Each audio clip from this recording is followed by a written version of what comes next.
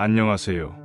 오늘도 찾아주신 시청자분들 감사합니다. 하임 공포라디오는 최대한 매일 저녁 시간에 업로드될 예정이며 구독은 요구하지 않지만 구걸합니다. 대한민국은 K판사 보유국이라는 불명예 밈이 돌아다니면서 타국가에 비해 범죄자에 대한 형량이 낮은 특징을 보이고 있습니다. 형사 판결 기사에 흔히 달리는 댓글 중 하나는 주로 강력범죄 판결과 관련된 것입니다. 네티즌들이 판결의 형량이 너무 가볍다고 느끼거나 원하는 형량이 나오지 않았다고 생각할 때 자주 보이는 댓글입니다. 예를 들어 판사의 가족이 이러한 피해를 당했다면 이런 판결을 내리겠느냐?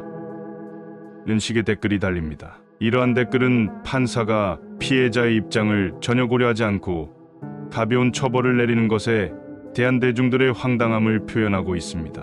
또한 사회의 상류층이 권력을 이용해 범죄 피해를 쉽게 피해가는 반면 일반 서민은 억울함을 해결하기 어려운 상황에 대한 반감이 담겨있는 사법 불신을 나타내기도 합니다. 판사 가족이 피해를 당했으면 더 강한 형량이 내려질 것이라는 생각에서 비롯된 표현이지만 실제로 그렇게 된다면 사법부의 문제를 해결하기는커녕 오히려 상황을 더욱 악화시킬 수 있습니다. 이러한 방식은 사법 불신을 더욱 심각하게 만들 수 있습니다. 실제로 일부 사실이 있는 부분도 있습니다. 유전무죄, 무전유죄라는 말에서 알 수 있듯이 돈이나 권력을 가진 판사 가족, 국회의원, 재벌 총수 등이 가해자인 경우에는 감형되는 경우가 종종 있으며 반대로 피해자인 경우에는 형이 가중되는 경우가 많습니다. 예를 들어 판사의 부인을 살해한 경우 무기징역을 선고받는 반면 살인미수 사건에서 피해자가 유명 인사일 경우 징역 15년이 선고되는 등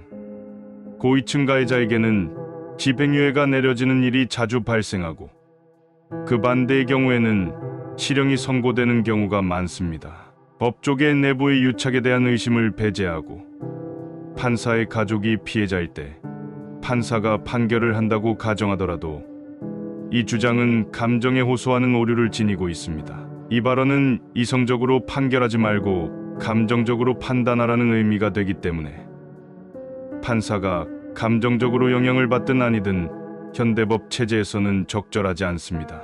법적 판결은 감정이 아니라 이성과 법리에 기반하여 이루어져야 하며 이러한 주장은 법적 절차와 원칙을 무시하는 것입니다. 물론 이러한 논의는 단순히 판사의 가족을 상대로 한 범죄에만 형량을 증가시키길 원하는 것이 아닙니다. 이 주장의 핵심은 살인자에게 선처를 베풀어 형량을 낮춘 판사가 만약 자신의 가족이 피해자라면 동일한 상황에서도 같은 형량을 내릴 수 있을 것인가?